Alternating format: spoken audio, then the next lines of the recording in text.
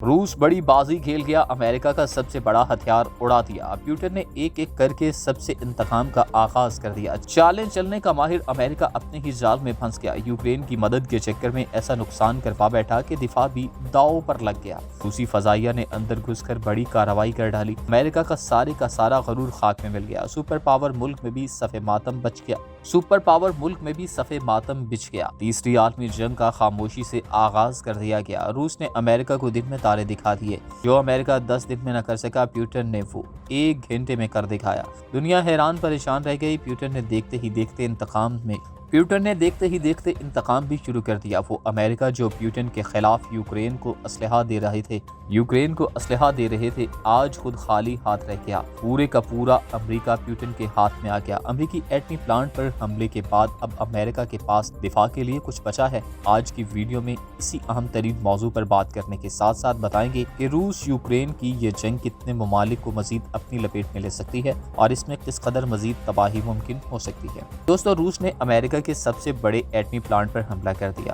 امریکہ کے پاؤں تلے سے زمین نکل گئی۔ یوکرین کی مدد کرنے کے چکر میں امریکہ نے اپنا بھرپور نقصان کروا لیا۔ روس نے امریکہ پر جنگ مسلط کرنے کا آغاز کر دیا۔ یوکرین کے بعد روس رکے گا نہیں، بلکہ مزید ممالک پر بھی حملہ کر دے گا۔ یوکرینی صدر کا یہ بیان سچ نکلا۔ روس نے امریکہ کے سب سے بڑے اور اہم ترین ایٹمی پلانٹ کو اڑا دیا۔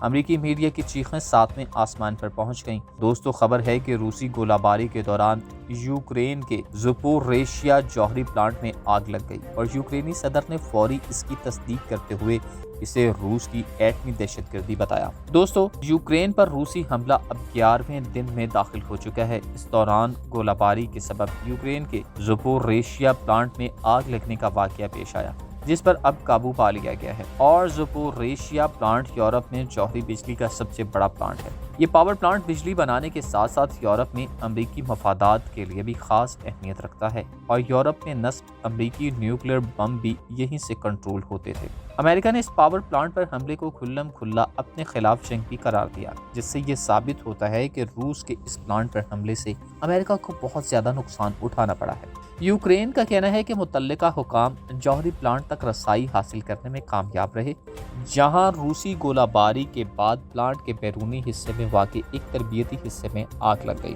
دوستو، جوہری امور کے عالمی نگراں ادارے IAEA اور وائٹ ہاؤس دونوں کا ہی کہنا ہے کہ وہ یورپ کے سب سے بڑے جوہری پلانٹ پر حملے کی فعال طریقے سے نگرانی کر رہے ہیں، اور تابکاری کی سطح میں ابھی تک کوئی اضافہ نہیں ہوا ہے۔ لیکن یوکرین کے وزیر خارجہ دمترو نے اپنی ایک ٹویٹ میں کہا کہ روسی فوج یورپ کے سب سے بڑے نیوکلیئر پاور پلانٹ پر چاروں طرف سے فائرنگ کر رہی ہے۔ آگ تو پہلے ہی بھڑک چکی ہے۔ ان کا مزید کہنا تھا کہ اگر اس میں کوئی دھماکہ ہوا تو یہ چرنوبل سے بھی 10 گنا زیادہ بڑا ہوگا۔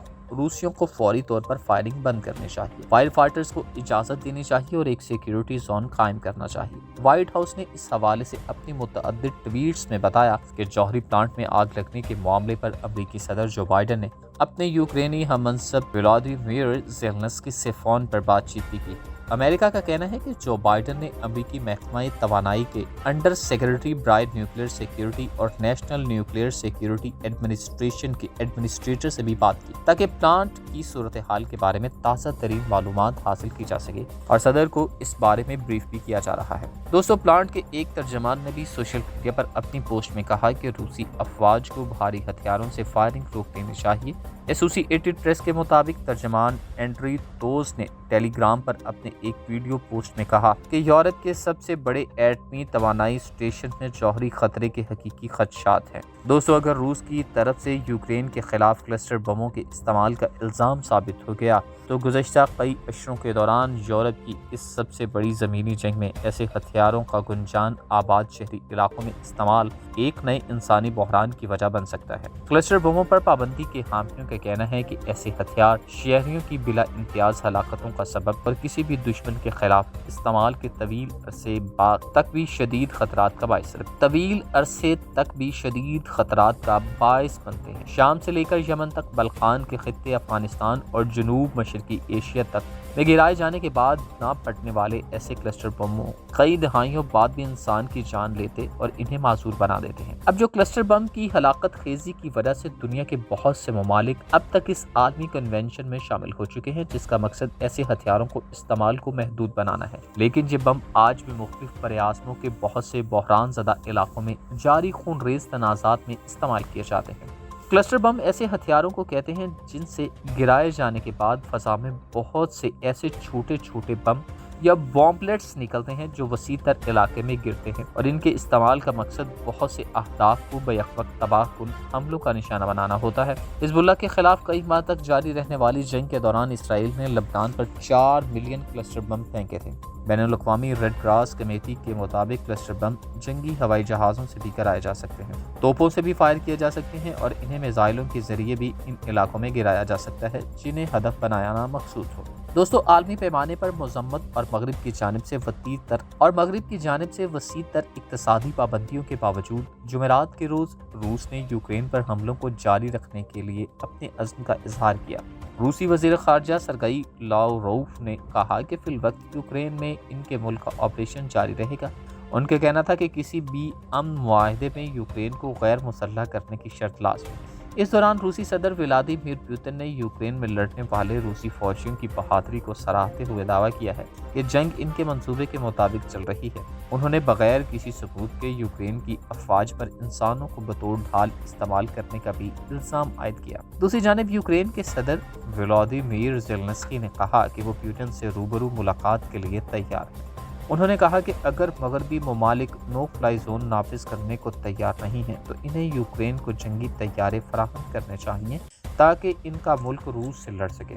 यूक्रेन के सदर ज़ेलेंस्की ने टेलीग्राम पर अपनी एक वीडियो पोस्ट में कहा कि यूरोप को बेदार होने की ज़रूरत है। उन्होंने कहा कि मैं तमाम यूक्रेनियों, तमाम यूरोपियों और हर उस शख्स से मुखातिब हूँ जो चेरनोबिल लफ्ज़ से वाकिफ़ है। वहाँ से दसियों हज़ार को निकालना पड़ा था और रूस उसे दोहराना चाहता है, बल्कि पहले से ही दोहरा रहा है, ताहम ये इससे 6 गुना ज़्यादा बड़ा है। उन्होंने मज़ीद कहा कि यूक्रेन के पास 15 जौहरी रिएक्टर हैं और अगर कोई धमाका होता है तो इससे सभी का खात्मा होगा। यूरोप को एटमी तबाही में मरने से बचा लें।